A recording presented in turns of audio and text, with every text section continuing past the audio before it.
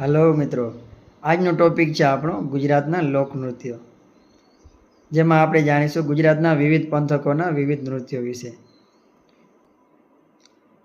ઢોલોરાણું નૃત્ય, જે ભાવનગર જિલ્લાના ગોહિલવાડ પંથક દ્વારા ત્યાંના કોળી લોકો દ્વારા આ નૃત્ય કરવામાં આવે છે, જેને ઢોલોરાણું તરીકે ઓળખવામાં આવે છે.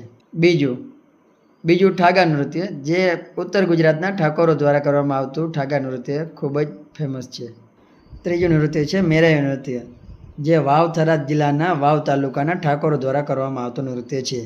અને ચોથું નૃત્ય છે ધમાલ નૃત્ય, જે ગીર સોમનાથ જિલ્લાના જંબુર ગામના સિદ્ધી લોકો દ્વારા ધમાલ નૃત્ય કરવામાં આવે છે, તેને ધમાલ નૃત્ય તરીકે ઓળખવામાં આવે છે.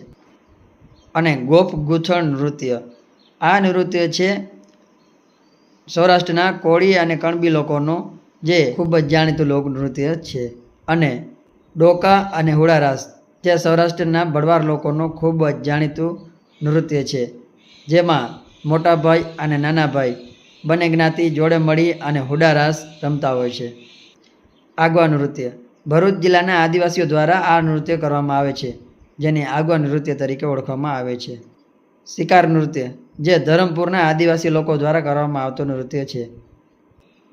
પઢાર નૃત્ય, અમદાવાદના નળકાંઠાના લોકો દ્વારા કરવામાં આવતું નૃત્ય એટલે પઢાર નૃત્ય, જે ત્યાંના પઢાર લોકો અમદાવાદ જિલ્લામાં રહે છે તે લોકો પઢાર નૃત્ય કરે છે.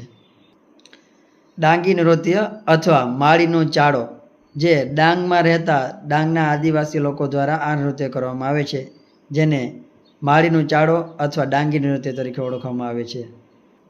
તુરી નૃત્ય, ગુજરાતમાં તુરી કોમની બહેનો દ્વારા અથવા મરચી નૃત્ય તરીકે પણ ઓળખવામાં આવે છે. આ નૃત્ય તુરી સમાજની બહેનો દ્વારા કરવામાં આવતું નૃત્ય છે. યુદ્ધ નૃત્ય, પંચમહાલના આદિવાસી લોકો દ્વારા યુદ્ધ નૃત્ય કરવામાં આવે છે, જેમાં પુરુષો ચીચિયારો પાડી અને એકબીજા સામે આવી જાય છે અને પછી એકબીજાને ભેટી પડે છે, તેવી રીતે યુદ્ધ નૃત્ય કરવામાં આવે છે. મેર નૃત્ય, જે પોરબંદર જિલ્લાનું પ્રખ્યાત છે, ત્યાંના મેર લોકો દ્વારા મેર નૃત્ય કરવામાં આવે છે, જેમાં ચાબકીની રમત હોય છે અને મણિયારો ફેમસ છે. તુર અથવા તુરી નૃત્ય, દક્ષિણ ગુજરાતના હળપતિઓ દ્વારા આ નૃત્ય કરવામાં આવે છે, જે ત્યાંનું આ નૃત્ય ખૂબ જ ફેમસ છે.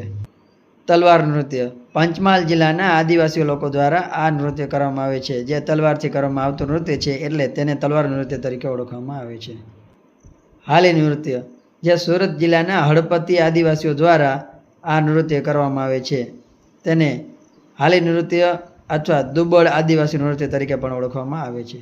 ઓકે મિત્રો, આવા જ ફેક્ટવાળા વિડીયો જોવા માટે હમણાં જ ચેનલને લાઇક કરો, સબસ્ક્રાઈબ કરો અને તમારા મિત્રો સુધી શેર કરો, જેથી કરીને રોજ નવા વિડીયો અપલોડ કરીએ.